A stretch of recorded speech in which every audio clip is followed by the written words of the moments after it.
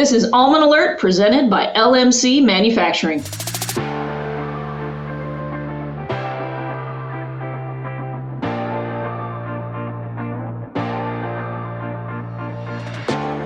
Hey, welcome back to Almond Alert. This is Aubrey Bettencourt, President and CEO of the Almond Alliance, the voice of American almonds in Sacramento, Washington, D.C. and beyond. Almond Alert, of course, is our podcast platform. You're watching us or you're listening to us. This is where we try to bring a lot of different voices, a lot of different experts from all across, not just our industry, but any industry, to try to give you, who we think are pretty cool, one of the most successful agricultural industries and sectors in the world, some other inputs. We make decisions better when we have diverse inputs that we can listen to, that we can say, yeah, that makes sense, or no, that doesn't, but it all actually helps us become better decision makers. And so we're here to bring you things that may be in industry, maybe outside of industry, but try to make you better and have more resources available for you. Today, we are talking, and I'm going to hold you up here. We're talking about mental health, all right? So we're talking about mental health in agriculture. We're talking to one of our own, Ashley Machado, who actually comes from a farming and dairy background. She currently farms almonds and raises calves with her husband. She's out of the Chowchilla area. She went to Sonoma State. She has a mental health background. She works in, she's done trauma, she's done suicide prevention, and that's one of the bigger things that she's working on in our industry. Now, look, May is Mental Health Month. And before you think that I'm just catching on to some catchy thing, let me just tell you right now, even me personally, my family members and other friends that I have in the agricultural sector across the country, there are tools that Ashley's going to talk about in this interview that we have used, whether we knew it or not. There are tools in this interview that Ashley's going to talk about that can help you in your own personal mental health journey when you're dealing with stress, or even when you're dealing with success. Because sometimes that fear of success can be just as terrifying as fear of failure. And some of the added pressures that are unique to our agricultural community as well, and how those layers of perceptions are so influencing our response to reality. And how some of these tools help to ground us, put us back into that place of reality. How we, even at the Alliance, have been using these mental health tools to design policy. And to design policy that puts almonds in a proactive, solution-based place when dealing with policy. So yeah, we're totally giving away the cards here on how we are successful, because it starts here. It starts with our perception of reality. It starts with the way we respond as opposed to react, and the tools that we use to do that in times of trouble, as well as in times of success, in order to make us even more successful and to set ourselves apart, to be able to tackle the day, to put us into context with everything else around us. And to do so in a way that makes us better, not only as individuals with our family, individuals with our community, individuals with our employees or employers, and even within our own industry writ large. So without further ado, this is Ashley Machado on Almond Alert. JKB Energy is headquartered in the heart of the Central Valley and a proud supporter of the almond industry. We advocate for growers' rights to solar benefits while securing the best value for their investment in renewable energy. JKB Energy customers reduce their utility bills by approximately 75% year over year and experience positive cash flow from day one. To learn more, please visit jkbenergy.com or call us at 209-668-5303.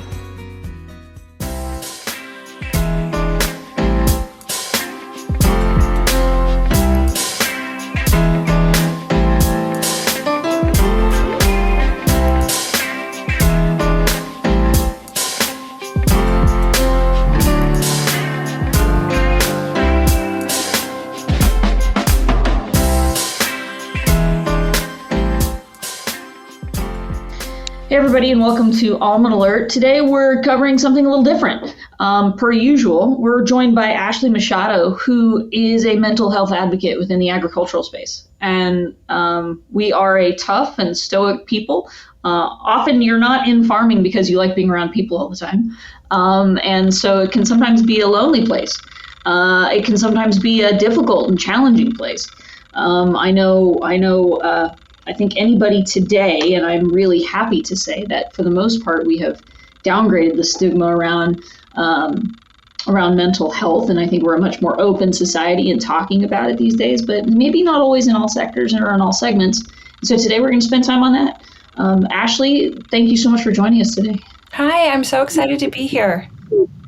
So Ashley, why don't we just start with a little bit of your background and your connection with the agricultural community and interest in mental health around the community? Yeah.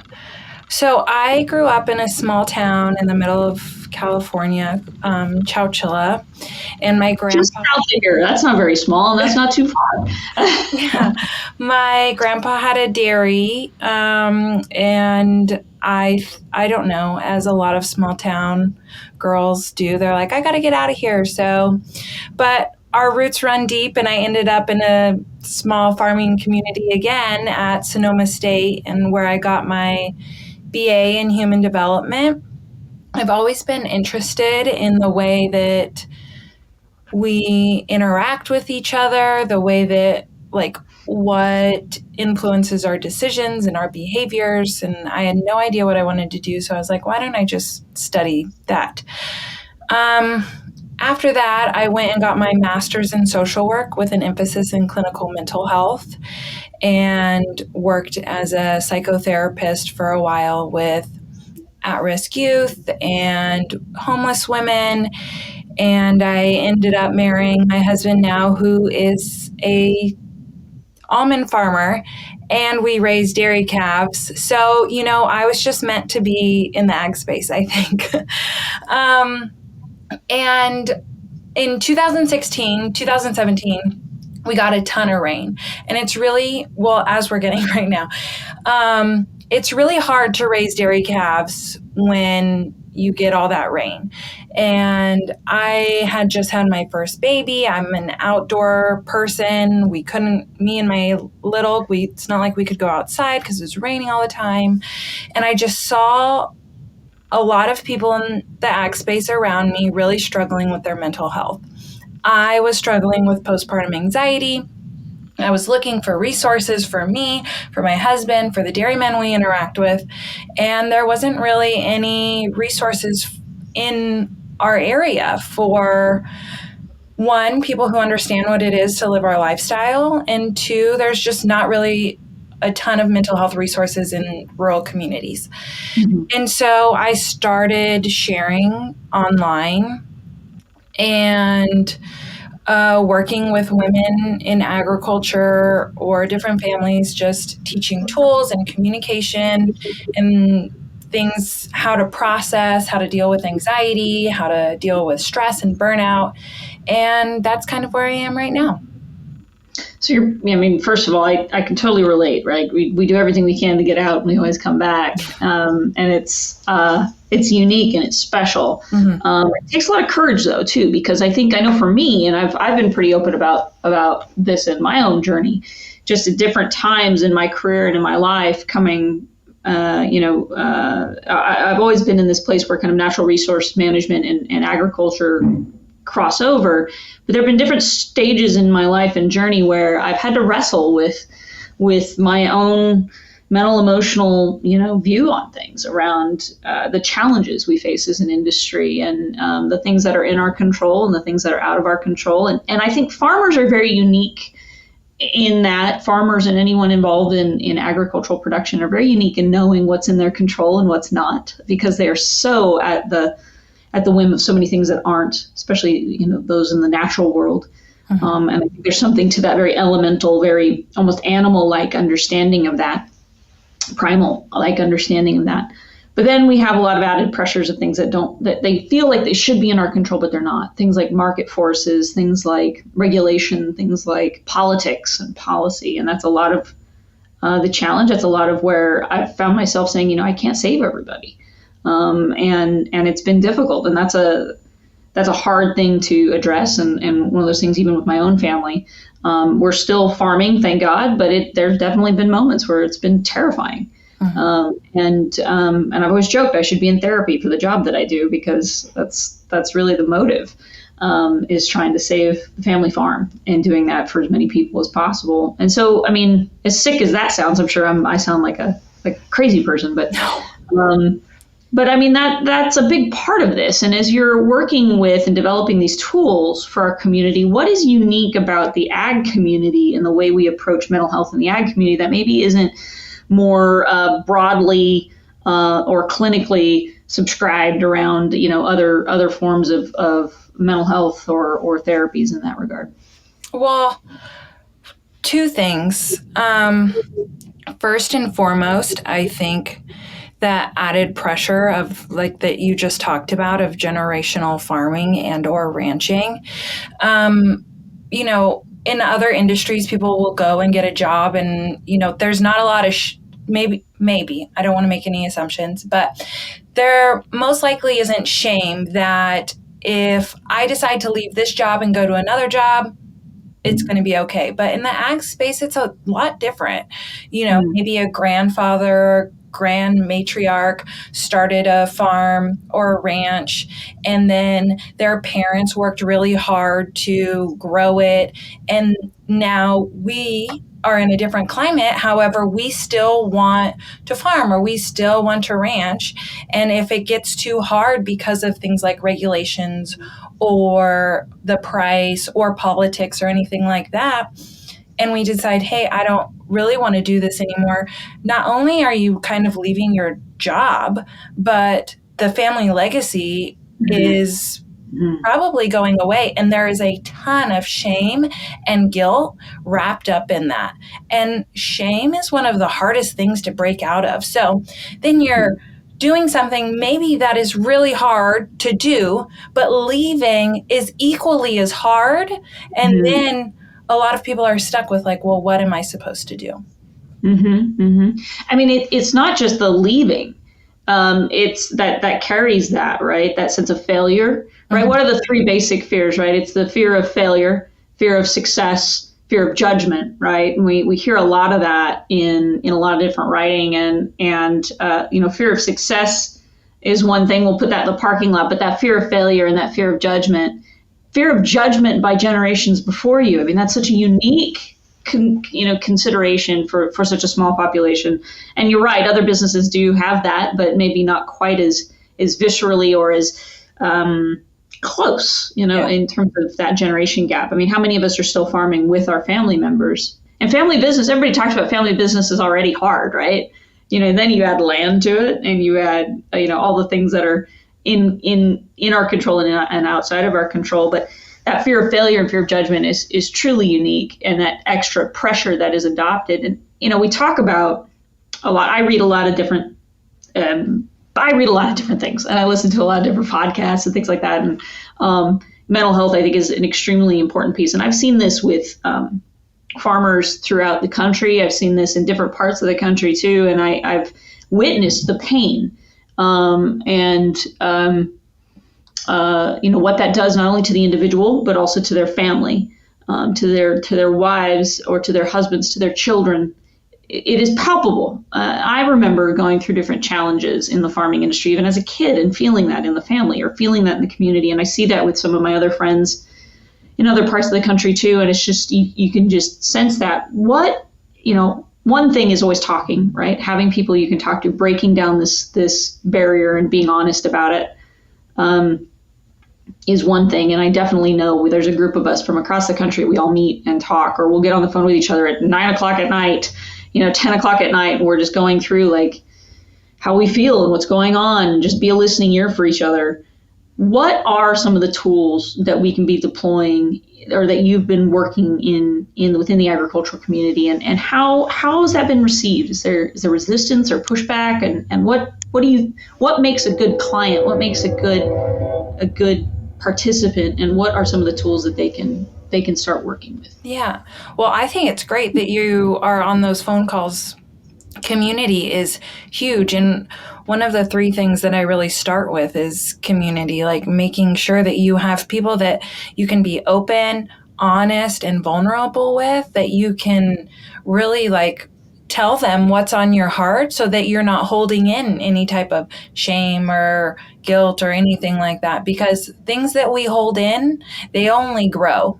When we let them out, that's when they shrink back down. It gets a lot easier to deal with when we voice things than when we hold them in, because our brain has this way of like making things feel a lot bigger than they actually are when they're inside. When they're voiced, it's like, okay, I can do this because I've already taken step one. which is get it out of inside my heart or inside my mind.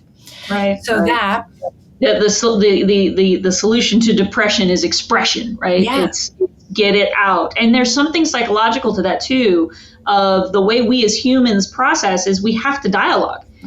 Sometimes we can dialogue in our own minds and we're cognizant of that. But sometimes the best way to solve problems or to even just relate to something is to have to talk about it and chew on it and work with it and mold it and mess with it and put it in your hair and play with it. But that only happens if you can push it out there. Yeah. Right? I love that idea of expression and community. That's so important. Yeah, we're social creatures. Like we are human beings. We're meant to be around each other. We're meant to interact with each other. We're meant to lean on each other, support each other when things are going well, support each other when things are feeling hard. We're meant to do all of that, like be with our people through the hard stuff and the fun stuff.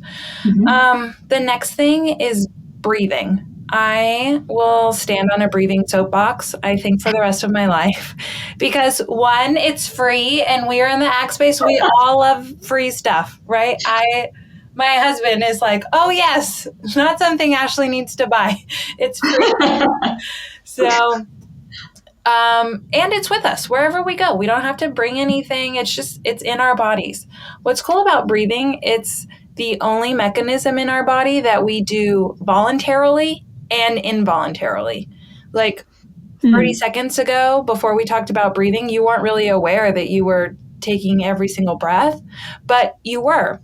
And the thing is, when we become aware of when we are putting those breaths into place, it can lower our cortisol. It can increase our feel-good hormones like dopamine and serotonin.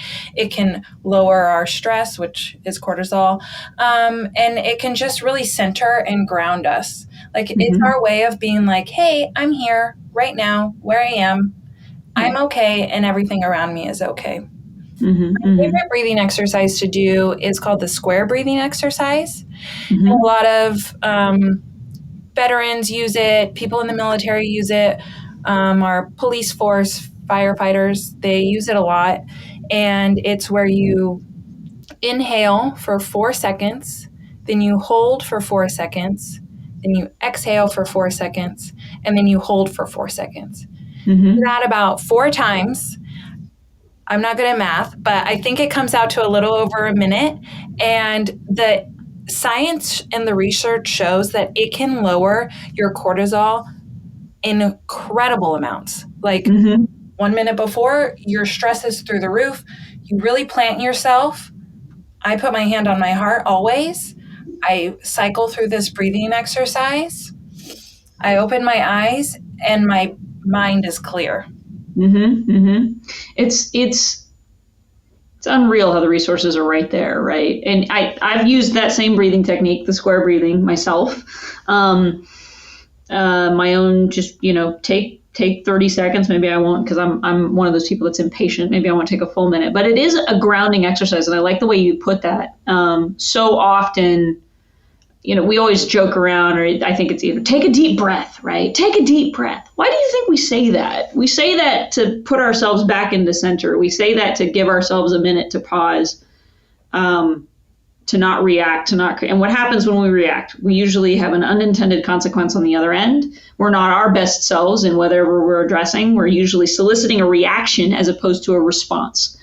And I think, we all have an element of control freak in us. And the one thing we can't control is how we are interacting with the world. And so even on just basic anxiety, you start feeling like you're having a panic attack, which feels like a heart attack. If anybody's ever had one, you'd be surprised if that just self-awareness and how quickly the breathing helps you do that. And at the end, I'm just thinking of like family and friends I know. We all want to be here for each other for as long as we can. If you've got kids or you've got family, the last thing they want is for you to be gone. And part of that is longevity. And part of longevity is that being present. And something as simple as keeping your stress down and managed. I won't say stress doesn't exist. It's about managing it and managing your own response to it so that you can handle it well. I'm reading Dr. Edith Eger's book, The Gift. Yeah. And I love chapter 2. There's no Prozac in Auschwitz.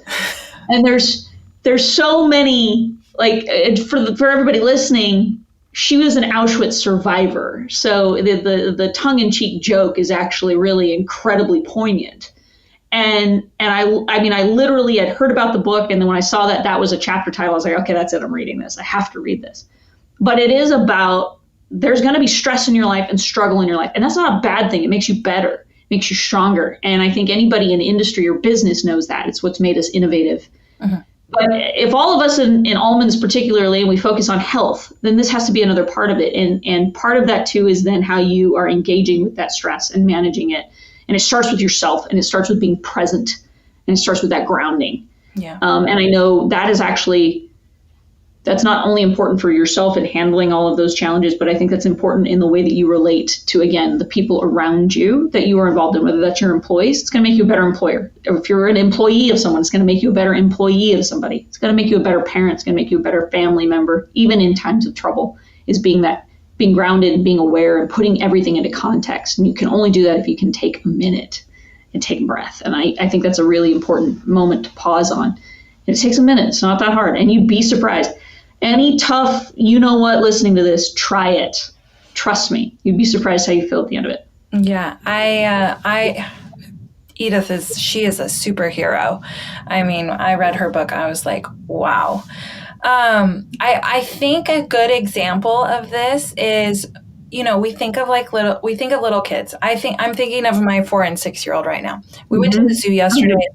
We were in the reptile area, and they were like jumping up and down, mom, and they couldn't get their words out. They were like so excited, like, I want to see, and I was like, guys, let's slow down. Let's take a deep breath. And because I've worked with them on this since they were little, probably because I was doing it myself when I was little. They both took their deep breaths, and then they were able to get out clearly the thoughts that were in their brain. And while people think, oh, that's trivial, they're children, it's the exact same thing. Like their excitement is different than our excitement. Like they were feeling stressed because they were like, I have this thing I want to tell my mom so bad, and I can't get it out. The words aren't coming out of my mouth. That was their stress. Our stress obviously is a lot different, but our bodies react to it the exact same way. So the breathing really is impactful. And well, then sorry. Oh, go ahead. No, I was going to say the other part to that is we talk a lot about dealing in solution at the Alliance. Everything we work on is always, where's the solution? How can we design the solution for ourselves? The only way that I personally can do that, the only way that we as a team are able to function in that space, that as a board, is we've literally trained ourselves to check the emotion and to make sure that we're going, okay, we need a moment for the emotion. You have to acknowledge what the emotion is, but it's an emotion. And so then it's about getting out of that to be in a clearer headspace to communicate, to your point, to begin to make that transition from reactive emotion to proactive solution.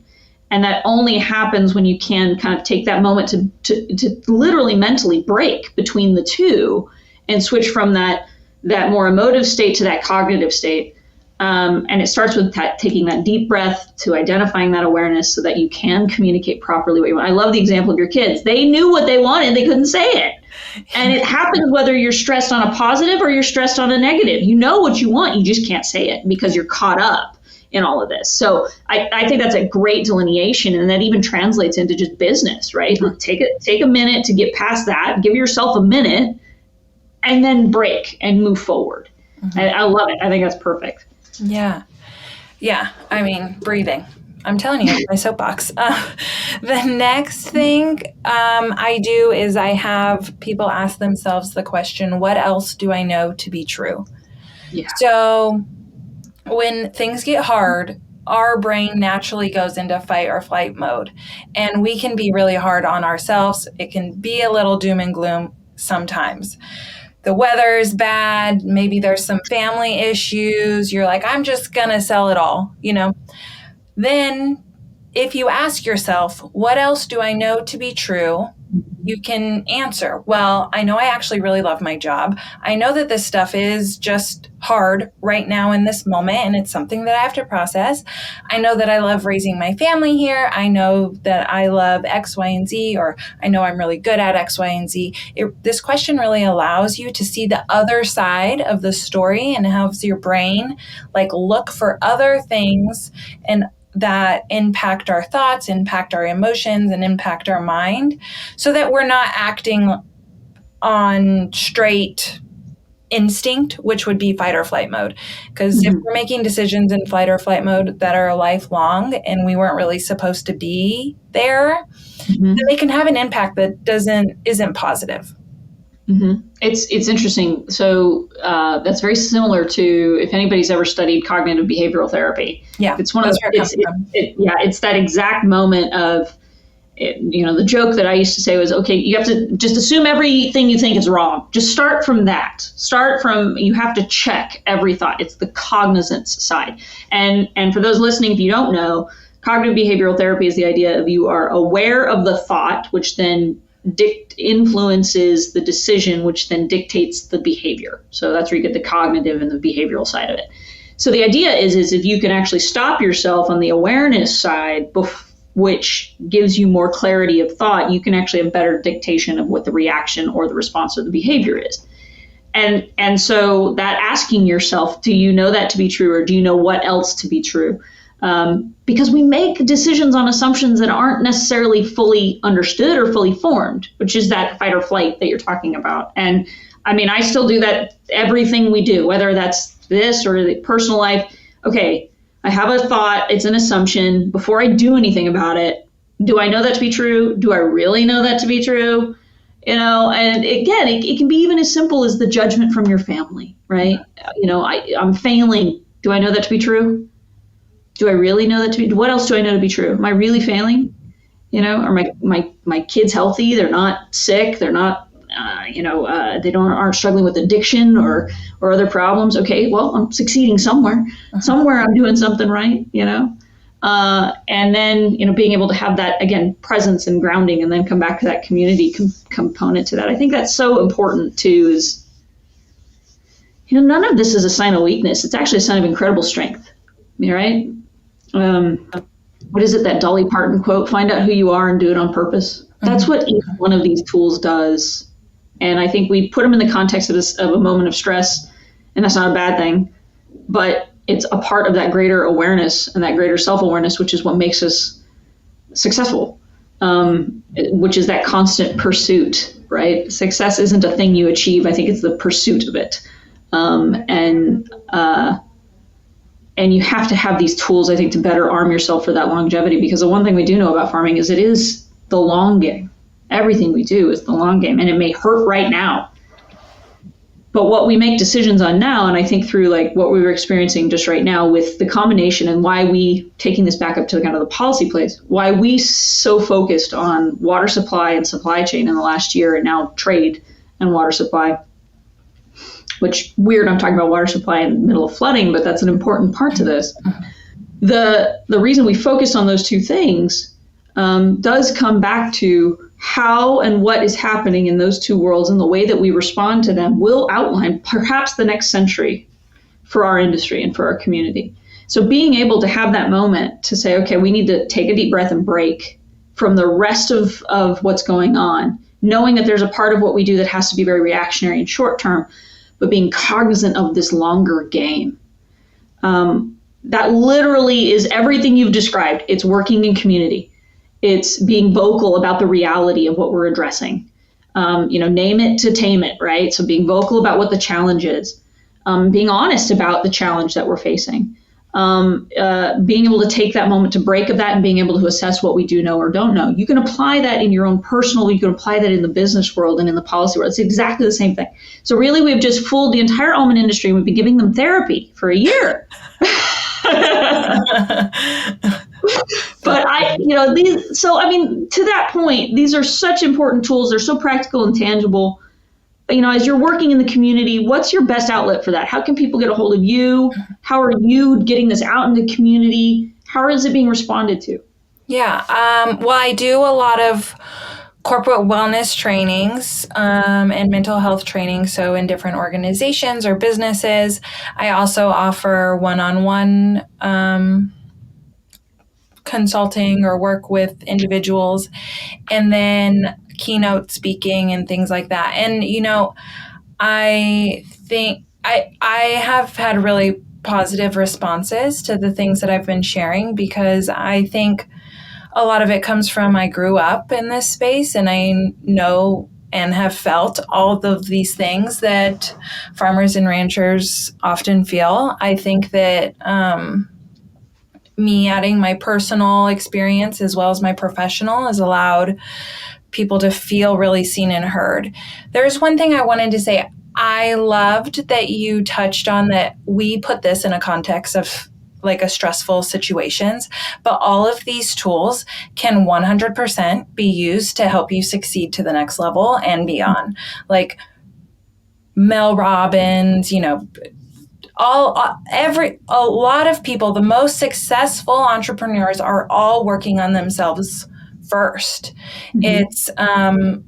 It's what separates the people who are incredibly successful versus the people who are just going on their way. So these tools, they're for everybody, and I'm really proud of putting them together. This is wonderful. And I mean, not an easy thing. You and I were talking before we started just about, it's a tough and isolated environment in agriculture. But the statistics, and I think the reason why we wanted to talk and why we wanted to incorporate your work here is understanding really the statistics here. We are the ultimate, 1.5% of the population is feeding the rest. And it's an ever dwindling community in some ways. In other ways, it's growing because those who are willing to redefine what agriculture is, it's expanding on its other ends. But I think too, when you look at, the first time I think I really experienced some of the mental health challenges within agriculture, besides just the general kind of grumpy, pseudo-depressed, not talking, unhealthy, gunny sacking of emotion, was when I was studying water management in Australia. And when I went with Rotary International, had me go down there, and I stayed over a month and was traveling all over and studying kind of water management. But an important part to that, because Rotary was my host, they were just coming out of a 10-year drought. I mean, there was a generation of children who didn't really understand what rain was. That's how extreme this was. And it provided a lot of cultural change as a result. But the other aspect of it was the mental health aspect. And they saw suicide rate among farmers go through the roof because these farmers had figured out they could provide for their family better if they died. Like, that was the extreme. And so Rotary actually supported and developed a mental health system where they physically were going out into rural communities to just be that community for these farmers and for these families in order to stave this off. And I think when you consider recent history in American agriculture, and now that we've seen input costs go up, we're seeing estate tax issues and a number of other issues that are weighing on. I was just on a national call with farmers all over the country this morning, and I'm hearing all these different pieces, and we all legitimately can identify with each other. But they are, and if you were to add them all up, it would be overwhelming to any human being. Let alone one who has that added pressure of generation or has that added pressure, even startup, in that. I think that is a component here, and maybe you know better the statistics of what's been happening in the United States over the last few years as a result of just varying challenges in the last, in recent history with regards to mental health in the community. Yeah, our suicide rates in agriculture, we're actually one of the leaders in the country and by industry.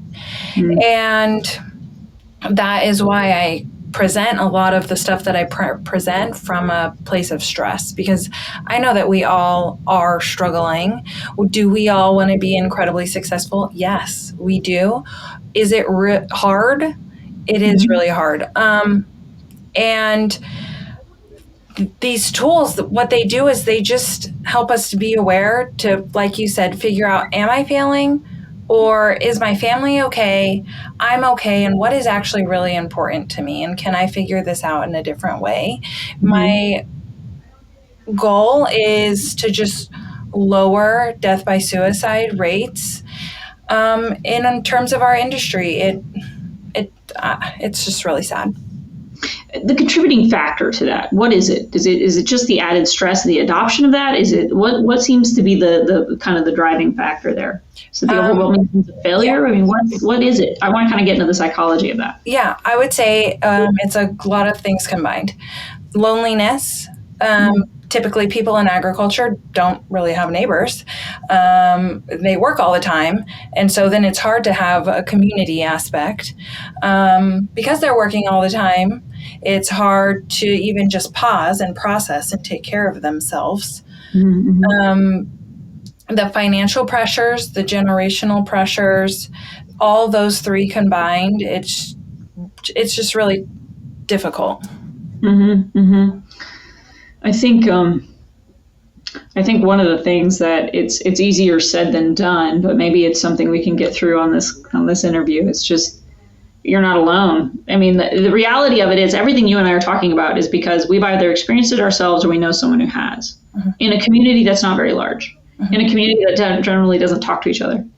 And so I think that instant understanding of just again, knocking the stigma off and saying, listen, we all feel the same pressure, whether it's real or imagined, it's there, and we're all similar in that, and we're all struggling with these things. And if you're interacting with someone or you think they've got it all together, they probably don't, and they'll be the first ones to admit it. The most together people are the ones who say, I don't have it together, right? Just like you were saying. Yeah. You know, the most successful people we know are the ones who are like, yo, I have got to deal with my own stuff, or who are willing to take a pause and back off and deal with it, or be honest about that with themselves and with everyone around them. And I think that's the other thing in just terms of the stress on a partner or in a relationship that you have is, the no talk rules don't work. No talk rules don't work. And you are not responsible for someone else's interpretation of something. And you deprive them of the ability to help you. And you deprive them of the ability to process the stress themselves when you assume it upon yourself. I just had this conversation with someone, and they said, I don't want them to worry. And I said, how dare you be in charge of their worries? You're depriving them the opportunity to process this themselves. You're depriving them the opportunity to be healthy themselves. You're depriving them of the opportunity to love you and to help you. Mm-hmm. And you are not responsible for that assumption. And so much I feel, especially on the family side of this, when you're watching your partner struggle or you're watching the stress that they're carrying, they will start doing the same thing because they're looking for a way to help and to contribute. Because to your point, we are actually a very communal species. And I think it's important to remember that when you invite someone into your life, that's part of your responsibility to them and their responsibility to you. Yeah, it's back and forth. Like we think, oh, I don't want to stress them out. I don't want them to worry. I don't want them to feel, all these hard things that I'm feeling right now. But you don't know that they're actually going to feel that way. Maybe they're going to see it in a different way, or maybe they're going to be able to support you better, or maybe they're going to be able to problem solve. Mm-hmm. We can't assume that someone is going to feel the exact same way that we are. Mm-hmm. And we can't assume that if I don't say anything, it's just going to make it go away, or it's going to make it be easier. Right. Yeah. What is it? Assume makes an ass out of me and you? Yeah, my dad, I think that's ingrained in my brain. It's so true. I hope that we can visit again, and I hope that we can continue to talk about these tools. Is there somewhere people can reach you or get connected with the work that you're doing? Yeah. On my website, ashleymachado.com. Social media is all Ashley Machado. So that's the easiest place to find me. Well, I appreciate it. And I think it starts with conversations. It starts with that, again, community, open, honest, vulnerable. Guess what? We all feel this way. Let's just start with that assumption. The most honest assumption you can make is probably some other human being feels exactly the same way you do. Yeah. And the second part, again, of course, is that breathing, that taking that moment to ground yourself, to be present, to just take a minute, stop yourself short. Same thing you do with your kids. Same thing I do with my dog. Same thing, just take a minute, take a breath, pause, and then, of course, asking yourself, what else do you know to be true? What do you know to be true? And to put that into context so you can start processing and start moving forward in a new way. And that applies to every aspect, business and life and stress and positive. It'll make you successful. It'll make you survive tough times, is having these tools and having a community like this. So Ashley, thank you so much. And everybody listening, she's an almond farmer and has a dairy background, and she's from Chowchilla, and she's Portuguese. Come on. There is nothing more associative and more relatable than that. So please check out Ashley and the resources she's bringing. Sounds like she's got amazing resources for you as an individual or even as a business, and helping your employees out and helping your growers out. I think that's a huge component to this. And as always, you can reach out to her, to other mental health facilities and support around just somebody. Reach out to someone. Reach out to the Almond Alliance. One of the greatest tools I've got in my toolkit is to be a really good bartender. Just wipe the glass and listen, because sometimes that's all you need. And that's the best you can do for somebody else too. So please, please, please, please check in on people you know and love. Say it today. Do it today. Text someone, call someone. It can make the difference in saving someone's life. And number two, please, please, please have the courage to reach out to someone too when you need help. Again, every human being for all eternity has felt this way. The tools that Ashley has described have been described since Marcus Aurelius. There is no difference in the human condition in that. And so we think we're a pretty great community, and that's because of the power we have as a community. We'd like to keep you all here as long as we possibly can. So thank you so much, Ashley, for joining us today. As always, this is Almond Alert and the Almond Alliance, and we will see you soon.